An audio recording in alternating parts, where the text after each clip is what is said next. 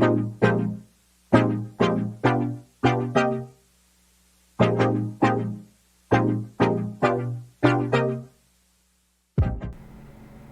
YouTube, Consulting Joe here with another video, and today this video is showing how to do stereo depth vision using two webcams. So right here we see the results of a program we're going to run through, and just to show you, I've got two Logitech C615 HD webcams. These webcams you can get at Micro Center nearby. I'm outside of Chicagoland area, so there's a couple of them, but they're about $25–$30 webcams. They claim to be 1080. Right now we're only doing a frame of, what is it, 640 by 640. So just to show what we're doing here, we're taking the two cameras, we've got them spread apart similar to your eyes, and they're both sitting on top of my monitor right now looking at me. And so if you could tell, you could see when my mouth is opening, when it's closing, you can see my eye sockets, and you can see the brighter pink in the middle showing my nose. So you can see it's closer. Here's a mug, and we can see that it's the same color when it's back by my face, and if the mug is brought closer, then it gets brighter and brighter.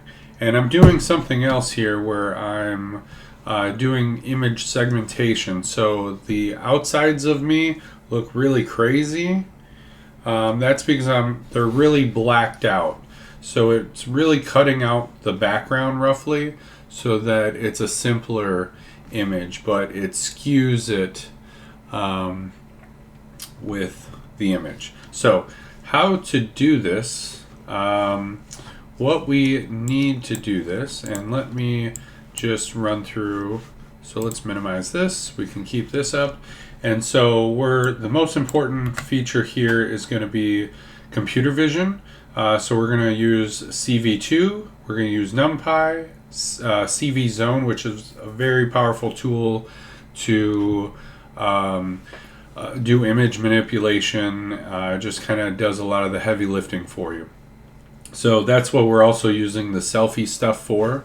And then just to flip this so you can see a grayscale version of this, let's hit Q to quit, and I'll restart this application.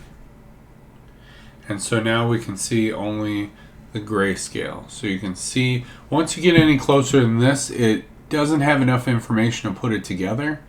So it's really about 1.5 feet, 2 feet almost, and further back. And then it starts to get a little tricky as well the other way. So it's like your eyes are crossed slightly to focus on an object that's about a meter or maybe 1.5 meters away at most. So a couple feet to 3 feet is kind of best for this. But the idea with this is that you can tell that I have a real face, and that I'm not just a photo or a picture on a camera. You can somewhat tell that I have depth to my face with this. So what makes that possible is by using a part of computer vision, which we are going to set up here, stereo SGBM create. There's an alternate one which is a little simpler called BM, but this one is a lot better with an extra option to customize things. So once you get fancy with that, you can overlay. So let's do one other little quick demo. So here is my face, and then it's cropping my face. Let's see if this will launch. Alright, so this is just a regular demo using MediaPipe, a Google library to track my face, and then I'm also doing some blur detection. So if I move too fast, it'll stop updating if it's too blurry. but it tracks pretty well, and it'll crop the image no matter where my face is. So the idea that I wanted to do was add that plus the depth. So let's see. So here is a slightly different depth map, and with this one you can see a rainbow effect. There's quite a few different depth maps to choose from, but you can tell this is overlaid 50% of the original image of one of the cameras and then 50% of the calculated depth map. So this is pretty powerful. I can move my head around and it's still syncing roughly the two cameras, which I have reduced to 15 frames per second. That way they don't get out of sync, because what would happen is you would have to slow down and wait for them to sync back up for the images to be roughly together. If you cut the frame rate in half to about 15, you don't have to worry so much about that. What else seems to help? So this is a different demo, but I'm just going to run through some stuff. What helps is to run a grab on both frames and then read both frames. Up here I'm setting up the frame sizes and the frame rate to 15 frames. And the segmentation, which we're not really using right now because we're just cropping out the face, so we don't need a segment. But in the other demo we were doing that. And then minimum disparity is basically to kind of get rid of some noise in the background, things like that, which is nice to have something slightly more than 0. And then number of disparities, I found anything from 16, 32, I think 64 is a good sweet spot, possibly 128, but you start to lose resolution in your depth map. So it really depends on what you're looking for. If you're looking for a face and you want to determine eye sockets and point in the nose and that there's maybe a hole in the mouth, then you want to kind of keep this number of disparities a little higher. If it's too high, the whole picture almost looks noisy. It doesn't align it quite right. Same with block size. So if it's too low, the block size, then it almost looks noisy. I found anywhere from 11 to 31 is good. These have to be odd numbers and these have to be even numbers. Disparities, I believe, has to be a multiple of 16, and there is a function you can use that you can override that and I think reduce it even further. But so let's just jump into the demo that we're looking at right here, creating the depth. So we can see, just to kind of look at the face, you can see that my nose is almost blue and so on. So you can see that my face has some depth and it's round. Alright, to see what that looks like, let's jump to this program. Very similar. I've got a function here to detect the amount of blur in the image, and this is what does that. It returns a value. It seems to help if you feed it a grayscale image because it's simpler. The value the value you get back from this will be about half once you send it into grayscale, but it'll be a lot more precise.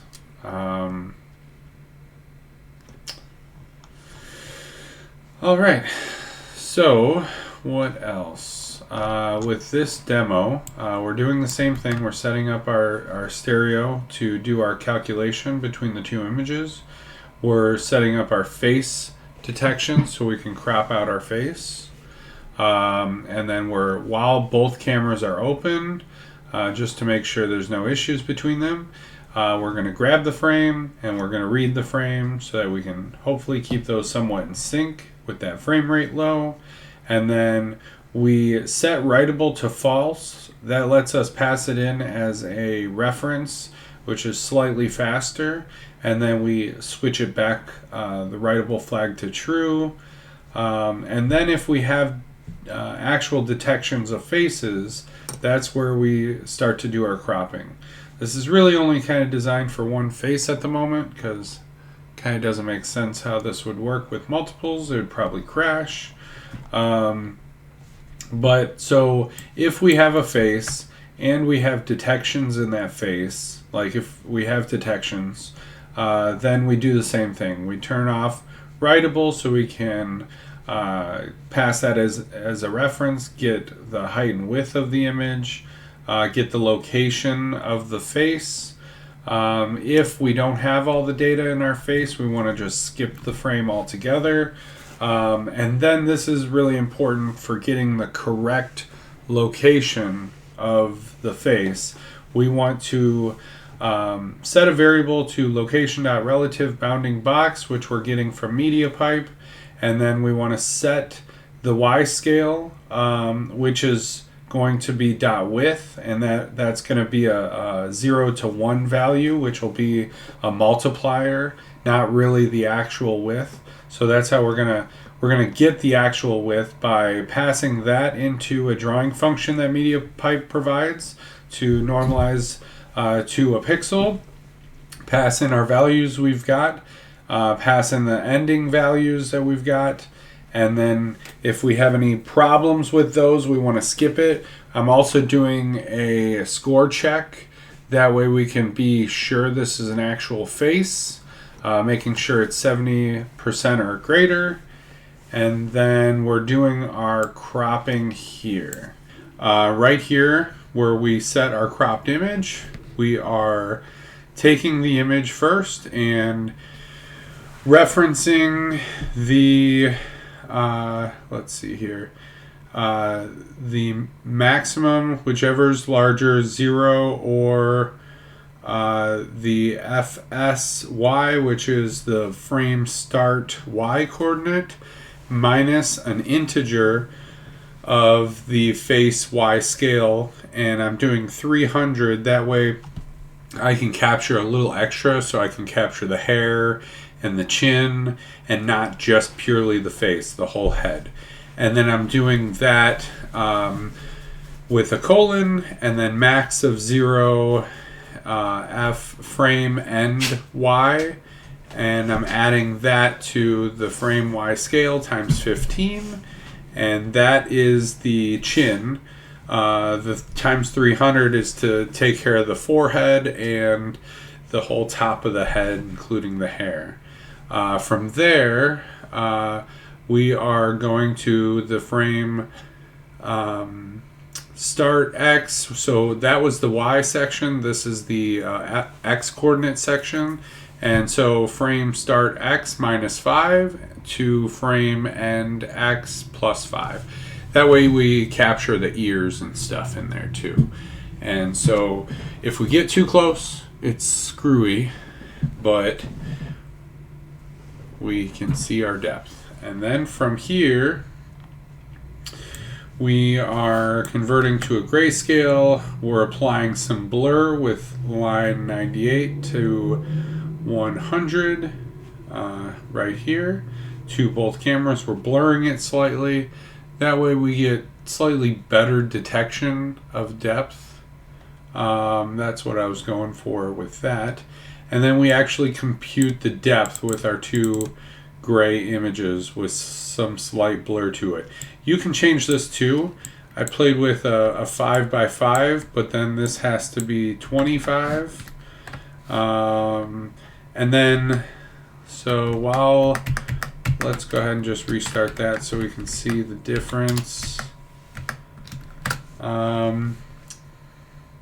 not much you'll see, but let's see. Yeah. So a little difference there.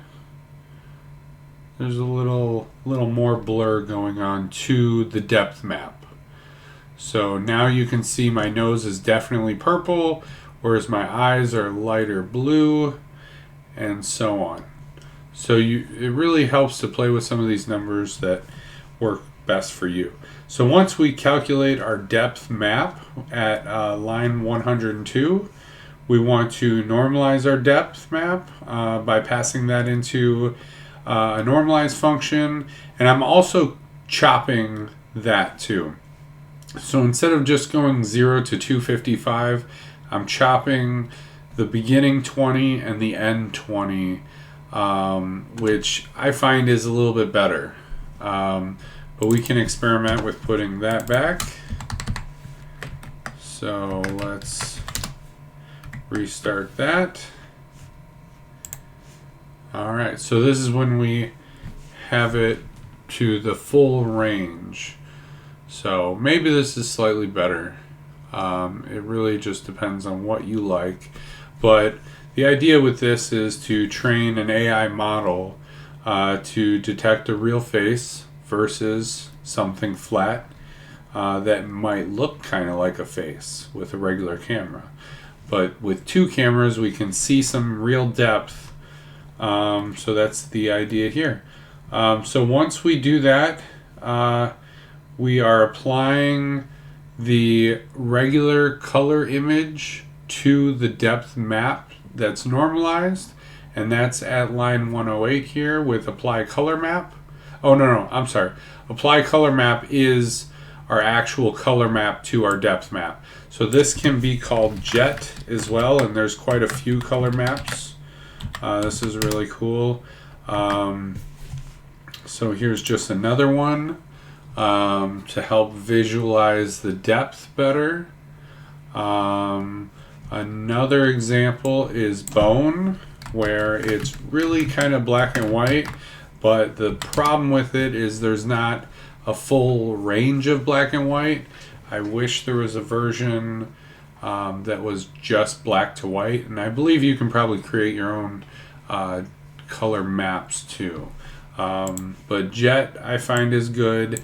There's also fire and pink. So let's try fire. Fire has a pretty good range to it. So let me just show you CV2 color map. The best here, these are all the color maps, but it's hard to visualize. So what you want to do is look for it, maybe this one. This gives you the best idea of the color map, this guy on this website. So jet is kind of the best. Rainbow is also good. I personally liked HSV. It's a really good range, but the rest kind of are kind of feel like a shorter range. It says there is no fire. Pretty sure there is. Oh, hot. I'm sorry. So let's try those out real quick. So here is hot. All right, so here is hot. So we can see the hot spots or just the depth. So it goes from black to red to white, yellow, and then white. So here's my nose.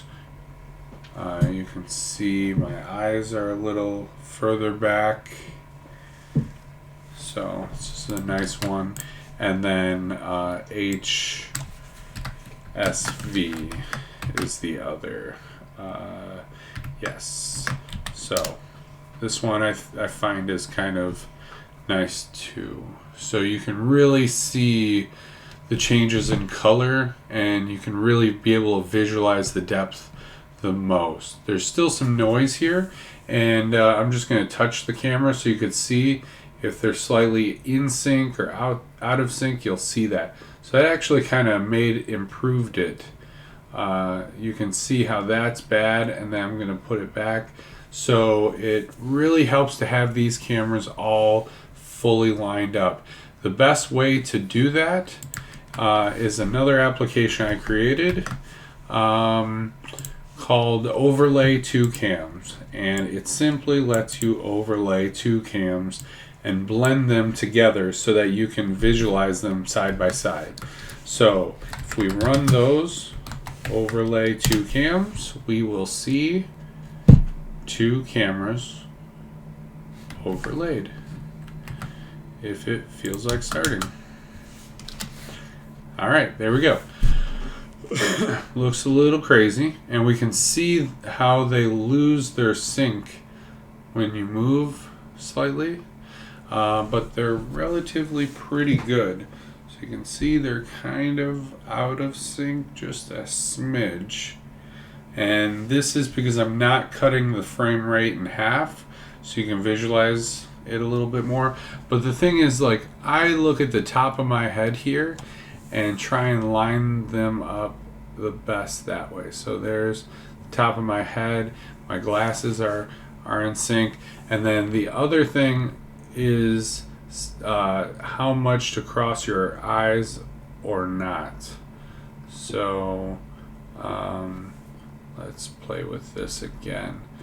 So here I'm just playing with the second camera. This is if I was further out. The eye, we want to look a little more in. So I'm going to bring them closer together, but they do, and it really depends on where you want to focus. So here you can see my nose is blurred versus here they're not. So this, at this point right here, the cameras cross their eyes. This way they're overcrossed, this way they're undercrossed. And then we can visualize what that looks like with the depth mapping again, the crop face again. All right, so you can see my nose is hotter, my mustache, my mouth is a little hotter, and so you can see that my face has some depth and it's rounded. So pretty powerful stuff. At the very end, we're flipping the frame horizontally. That way it looks like more like a mirror, so it's not kind of backwards to us, and that's really it. We're showing our image, and then if we hit the Q key, we're going to release our cameras and close all the windows. And that is our application. Please like and subscribe. Feel free to comment if you have any questions, comments, or ideas for future videos. If you like this and want a copy of my code, I ask for maybe just get me a cup of coffee. Otherwise, there might be a link down in the description. All right, thanks for watching. Like and subscribe. Have a great day. Bye.